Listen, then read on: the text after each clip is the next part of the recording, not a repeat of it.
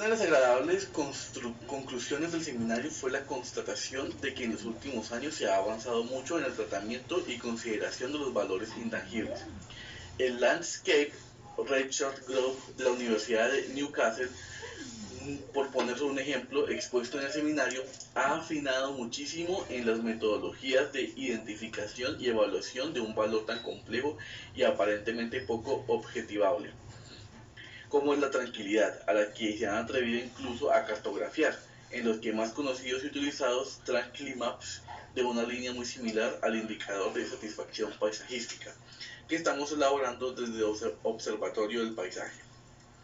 En Suiza, la estrategia Federal Paysage 2020 incorpora en su larga lista de indicadores de paisaje lo que es ya, per se, una auténtica innovación, indicadores de carácter estético, artístico y simbólico al lado de otros más convencionales en el sentido de más fácilmente cuantificables, como los usos del suelo o habitualmente utilizados por la ecología del paisaje.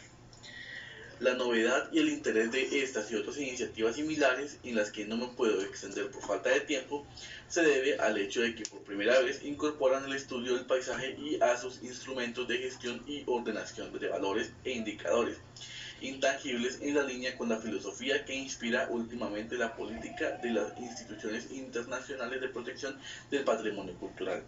Sí, en el contexto de la gestión patrimonial, la intangibilidad es un concepto amplio y complejo y no siempre fácil de aplicación en las políticas culturales.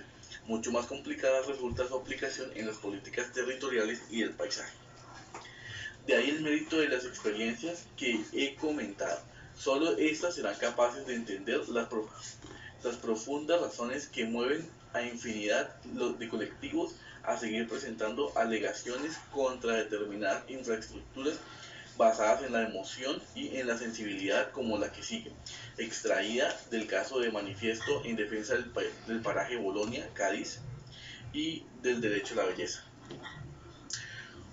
Lo que abajo firmamos, amamos profundamente todo lo que Bolonia, entre otras cosas, porque hemos amado mucho esas arenas o en las aguas de sus playas, porque hemos susurrado muchas palabras de sorpresa y emoción contemplando las espectaculares puestas de sol de Punta Camarinal, porque nos ha dolido los ojos de gusto mirando el cielo fajado de estrellas, tumbados en las arenas de una noche sin luna.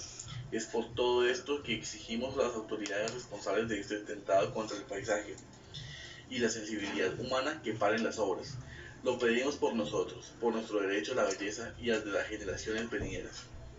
Manifiestos como estos, que reclaman explícitamente el derecho a la belleza, suelen ser adecuados de romanticismo infantil y de responder a una cultura del no, incapaz de asumir los costes del progreso. Y no solo lo obvian o ridiculizan los sectores económicos interesados en la operación y los políticos que le bendicen, sino también a menudo técnicos y profesionales de perfil muy diversos, algunos tecnócratas puros y duros, otros profesionales del ramo impregnados en un supuesto barniz de modernidad que están de vuelta de todo y que han blindado detrás de un discurso formal atractivo, pero vacío de contenido y sobre todo alejado de cualquier compromiso social, expresión esta que les recuerda algo de otras épocas, de otros momentos, de ellos mismos y que por esa misma razón les incomoda. Y los paisajes sensoriales no visuales, las geografías inducidas por el gusto, el tacto y el olfato. Hemos relacionado históricamente el paisaje con el sentido de la vista, pero el olfato, el oído o el tacto pueden ser mucho más potentes e inmediatos que el sentido de la vista a la hora de vivir o imaginar un paisaje, y en especial sus elementos ocultos. El geógrafo cultural Dennis Cosgrove ha mostrado en su investigación cómo y por qué se originó en su momento la primacía de la visión en la cultura occidental hasta llegar a influir en una determinada forma de ver y entender el paisaje a una hegemónica y muy alejada de la históricamente dominante China y Japón.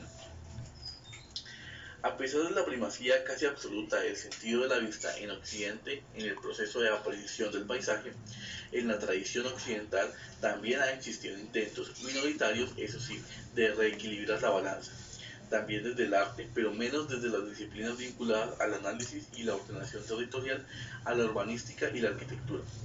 Pocos son los cartógrafos que hayan siquiera pensado en la posibilidad de elaborar mapas de olores, de sonidos, como no sean de contaminación, pero no como la de aquel cartógrafo británico de finales del siglo XIX, Francis Galton, que soñaba con dibujar algún día un mapa de olores y sonidos de cada lugar.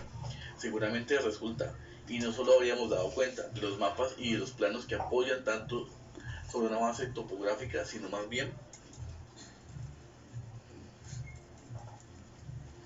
autobiográfica, es decir, sobre una red soportada por nodos que estructuran nuestras memorias individual y colectiva.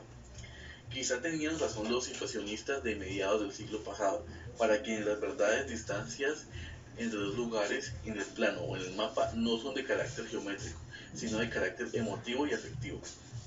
Los mapas situacionistas prescinden de las reglas de oro de la cartografía oficial, aspiran sencillamente a describir la dimensión emocional del espacio geográfico y no la topología o geométrica.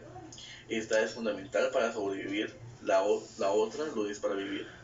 En la Guide psicogeográfica de París, que casi a modo de manifiesto, Guy Debord escribió en 1957. El autor nos enseña a leer el plano de la ciudad de manera fragmentada y no lineal ni continua. El paisaje urbano resultante es sobre todo el fruto de la empatía, el magnetismo o la pasión. De ahí otro paisaje urbano en el que las relaciones entre los individuos y los lugares son aleatorias, emocionales y azarosas.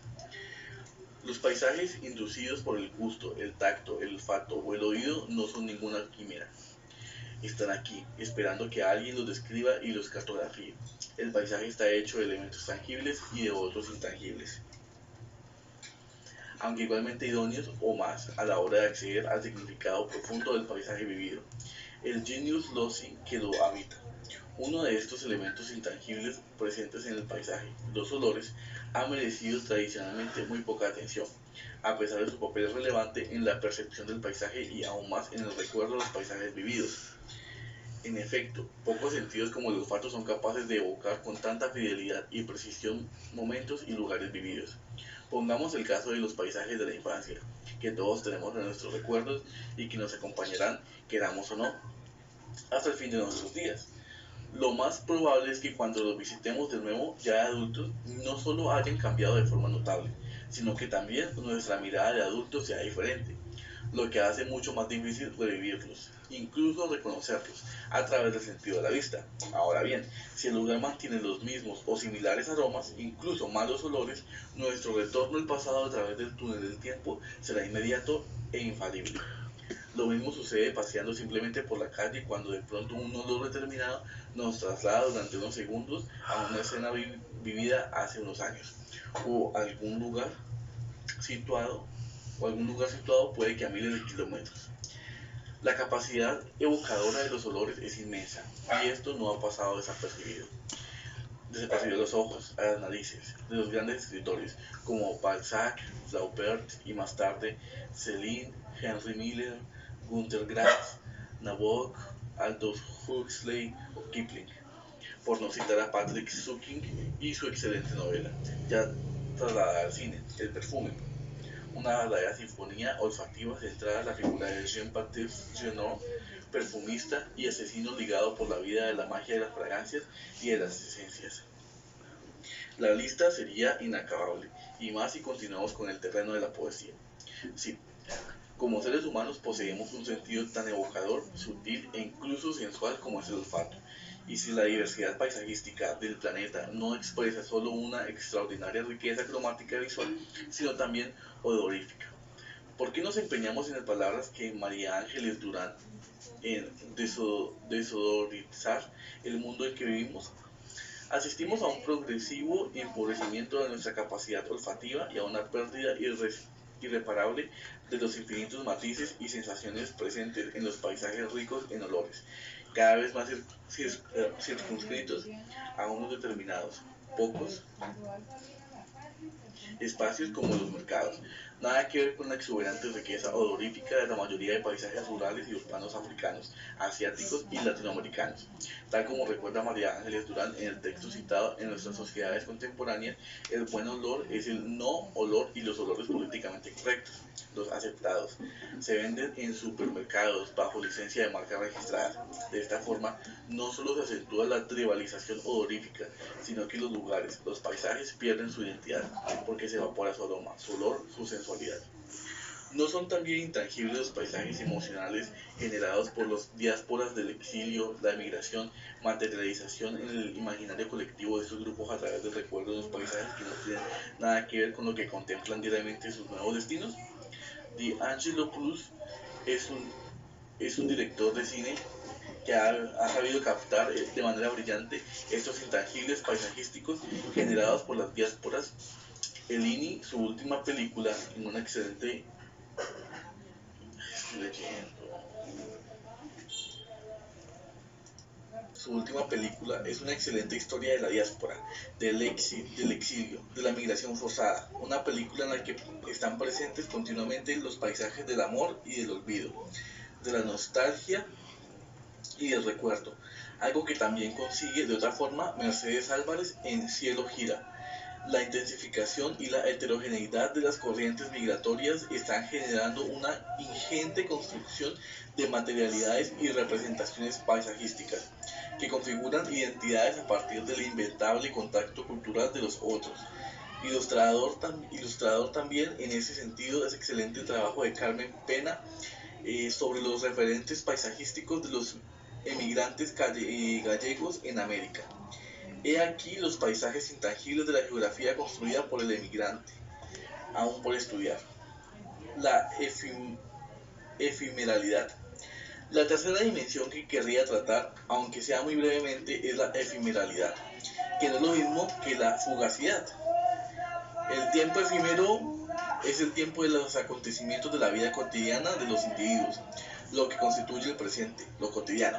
El tiempo fugaz es la aparición, desaparición repentina de sujetos y objetos, el acontecimiento de muy corta duración, que atraviesa con mucha rapidez la cotidianidad. No son exactamente lo mismo, pero para abreviar, no entraremos a continuación en diferenciar sus correspondientes espacialidades y configuración paisajística. La arquitectura del paisaje, la intervención de carácter efímero tiene una larga tradición e incluso en muchos premios de arquitectura y paisajismo es objeto de una atención especial. Sin embargo, yo no me refiero a ese tipo de efimeralidad. Me estoy refiriendo a la efimeralidad como a una categoría que afecta el conjunto de los espacios contemporáneos y muy especialmente a los urbanos. En efecto, aparecen en la ciudad contemporánea nuevos paisajes basados en la efimeralidad y también en la fugacidad, a través de los cuales emergen redes espaciales extraordinariamente dinámicas y variadas que pocas veces tenemos en cuenta y menos desde la teoría y la praxis paisajística. He ahí, por ejemplo, los paisajes de los pizzeros, de los repartidores de mensajería urgente, generadores de nuevos recorridos urbanos que solo ellos conocen. Los paisajes de la noche, de los lumpen, de las actividades ilegales que precisan la nocturnidad. Los paisajes de la sexualidad y sus correspondientes cartografías del deseo, los puntos de prostitución en zonas públicas, los contactos sexuales fortuitos en lugares no definidos, los paisajes de los mendigos, de los músicos de la calle, de los vendedores y de los mercados ambulantes no autorizados, o los paisajes de las tribus urbanas que a menudo delimitan sus territorios a través de tags y grafiti.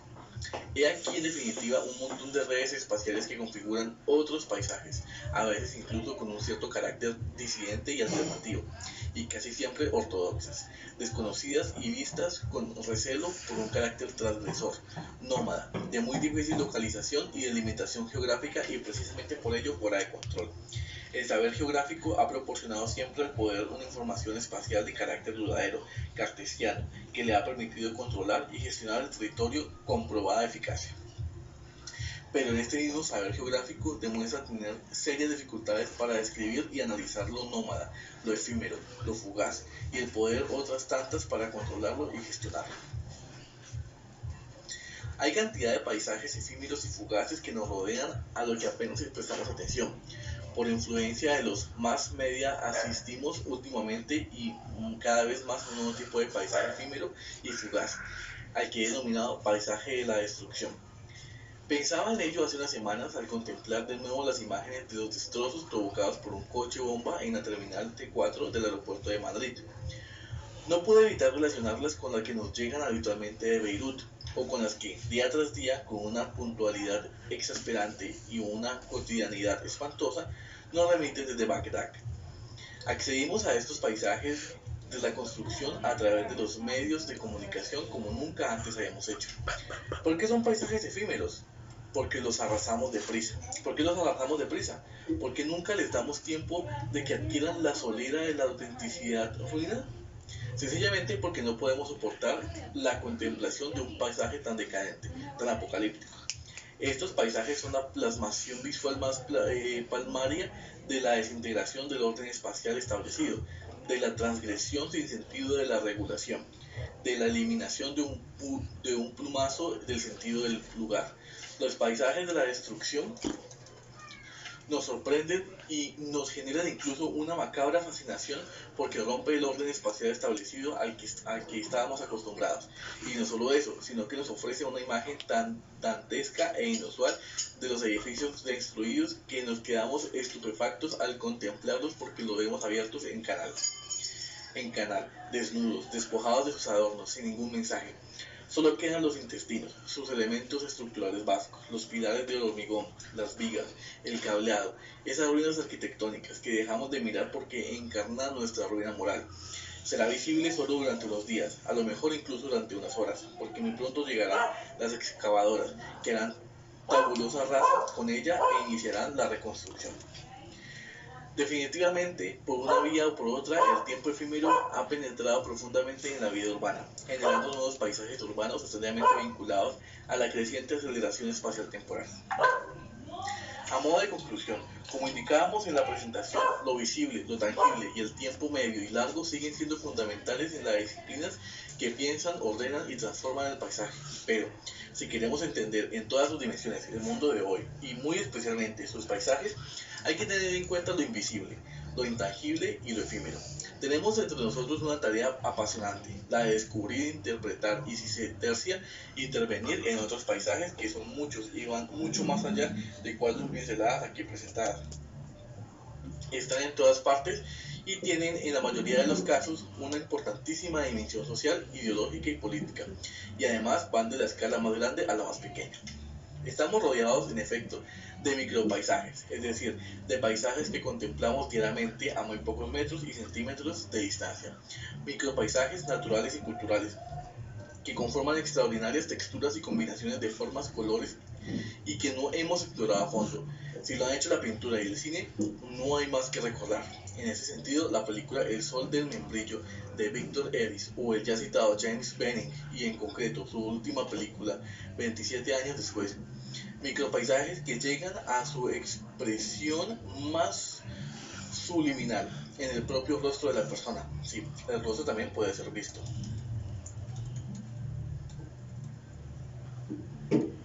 Como un paisaje, como otro paisaje, no es por azar, más allá de metáforas organicísticas, que calificamos a menudo el paisaje como el rostro del territorio. Sin duda, la cara de una persona puede ser interpretada también como un paisaje. Nos lo mostraba hace poco los directores de cine Victor Ellis y Abbas Kiarostami con el marco de la exposición Ellis-Kiarostami Correspondence, organizada por el Centro de Cultura Contemporánea de Barcelona. No es fácil, pero es posible penetrar en los otros paisajes, unos paisajes que a menudo están simultáneamente al margen y en el margen, y que por ello mismo nos seducen, y nos seduce el margen, el límite, porque el límite es siempre umbral, y solo en el umbral uno puede sentirse a la vez actor y espectador, observador y observado.